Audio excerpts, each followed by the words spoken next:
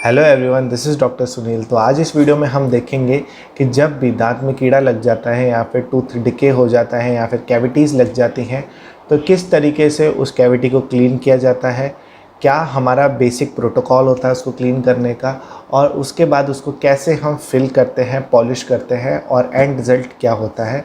तो चलिए इस वीडियो में देखेंगे।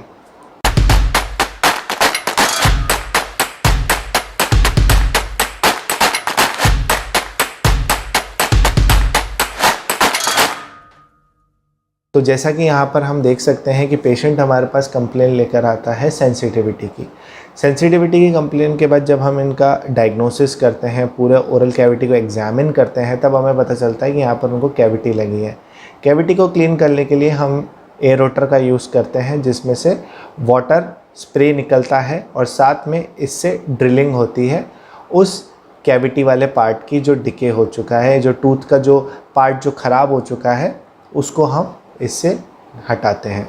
साथ में यहाँ पर एक पाइप जैसी स्ट्रक्चर आपको दिख रही होगी साइड में, ये सलाइवा इजेक्टर होता है या फिर वाटर इजेक्टर होता है। जो भी वाटर इस एयरोटर के थ्रू मुंह के अंदर आता है तो ये उसको हटाता रहता है, यानी कि इजेक्ट करता रहता है। हम पूरी कैविटी को अच्छे से क्लीन करते हैं, बिल्कुल भी यहाँ पर ब्लैक पोर्शन नहीं रहना चाहिए, क्योंकि अगर वहाँ पे कोई भी ऐसा पोर्शन रह जाता है तो दोबारा यहाँ पर कैविटी होने के चांसेस बढ़ जाते हैं। अब कैविटी क्या होता है कि ये माइक्रोस्कोपिक लेवल पर होती है। कई बार हमें आँखों से नहीं दिखता कि हमने पूरी कैविटी को क्लीन कर दिया है या नहीं। हमें पोर्शन वाइट तो दिखता है, लेकिन फिर भी हो सकता है कि वहाँ पर कैविटी का पार्ट रह गया हो। तो इस केस में हम क्या करते हैं, यहाँ पर इंडिकेटर डाई लगाते हैं। इंडिकेटर डाई से जिस जिस एरिया में कैविटी रह चुकी है, अभी बची है, जो हमें नॉर्मल आँखों से नहीं दिख पा रही है, वो इस डाई के थ्रू कलर हो जाती है। इस डाई को हम लगाते हैं, उसके बाद इसको कुछ 10 to 15 सेकंड के लिए वेट करते हैं एंड इसको वॉश ऑफ कर देते हैं। अब यहाँ पर जहाँ जहाँ पे भी डाई रह चुकी है ना, जहाँ जहाँ पे भी उसने टूथ को कलर किया है, दैट मीन्स वहाँ पर अभी भी कैविटी का पोर्शन है। तो अब हम इसको दोबारा क्लीन करते हैं।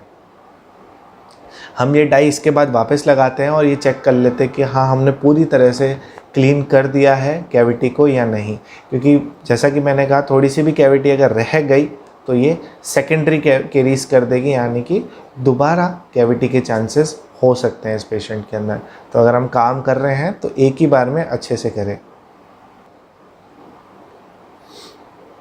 क्योंकि हमें क्या करना होता है कि बहुत ही कम टूथ स्ट्रक्चर को काटना होता है, प्लस साथ में हमें कैविटी को भी रिमूव करना होता है। यानी कि हम इस चीज़ का ध्यान रखते हैं कि हम इररिलेवेंटली कोई भी अच्छा टूथ स्ट्रक्चर डिस्ट्रॉय ना करें इस एयरोटर के थ्रू।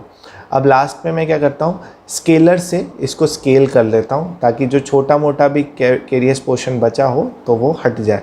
अब मैं इसको पूरी तरह से क्लीन करके देखता हूँ। चेम्बर बिल्कुल क्लीन हो चुका है।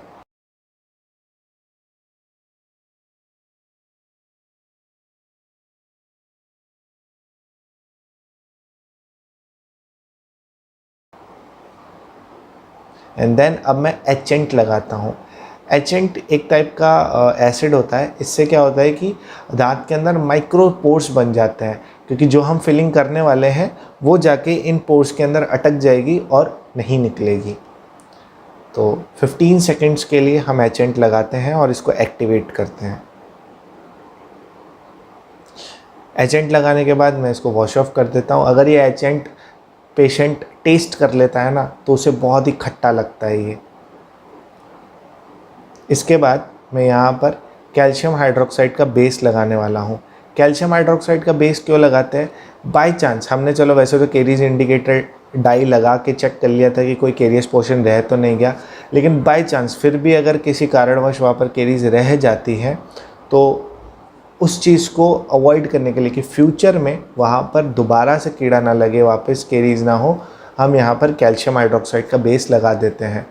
कुछ लोग प्रेफर नहीं करते हैं कैविटी के नीचे बेस लगाना, सबकी अपनी अपनी चॉइस होती है। मैं यहाँ पर बेस अप्लाई कर देता हूँ, क्योंकि डीप कैविटीज़ के केसेस के अंदर कई बार ऐसा हो जाता है कि सेकेंडरी कैरीज होने के चांसेस हो जाते हैं। तो यहाँ पर मैं कैल्शियम हाइड्रोक्साइड का बेस लगाता हूँ।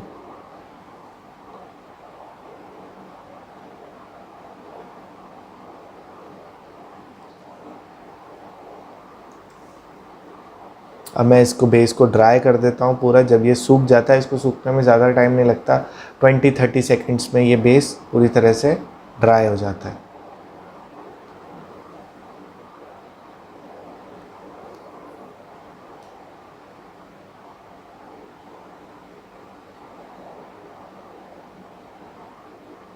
ड्राई होने के बाद मैं यहाँ पर बॉन्डिंग एजेंट लगाता हूँ। बॉन्डिंग एजेंट से क्या होता है कि जो फिलिंग हम करते हैं वो इस टूथ के साथ अच्छे से बॉन्ड हो जाती है। बॉन्डिंग एजेंट भी कई टाइप्स के आते हैं।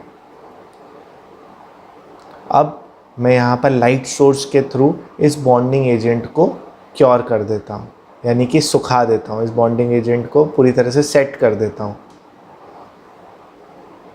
उसके बाद हम टूथ कलर की फिलिंग करते हैं, जिसे कॉम्पोजिट बोला जाता है। यहाँ पर हम कॉम्पोजिट को कंडेंस करते हैं टूथ के अंदर।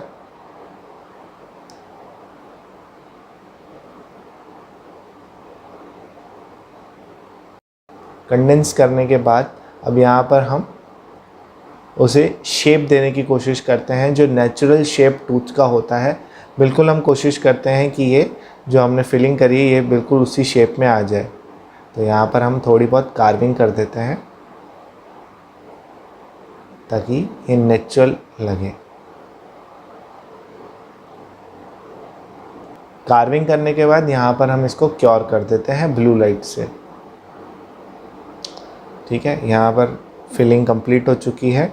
अब हो सकता है कि फिलिंग जो हमने करी हो वो थोड़ी सी ऊंची रह गई हो, जिसमें हाई पॉइंट्स पेशेंट बोलता है कि मुझे थोड़ा ऊंचा ऊंचा फील होता है। तो यहाँ पर हम आर्टिकुलेटिंग पेपर का यूज़ करके चेक कर लेते हैं कि कहाँ कहाँ पर फिलिंग ऊंची रह गई है या कहाँ कहाँ पर वो टच हो रही है पेशेंट को। तो जिस पॉइंट पे वो टच हो रही है वो पॉइंट यहाँ इस आर्टिकुलेटिंग पेपर से ट्रेस हो जाते हैं और फिर हम उनको ट्रिम करके कम कर देते हैं।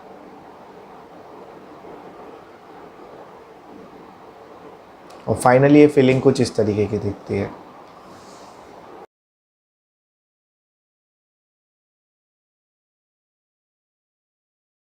सो आई होप आपको समझ में आ गया होगा कि कैसे टूथ के अंदर फिलिंग की जाती है। So at that note, this is doctor Sunil signing of.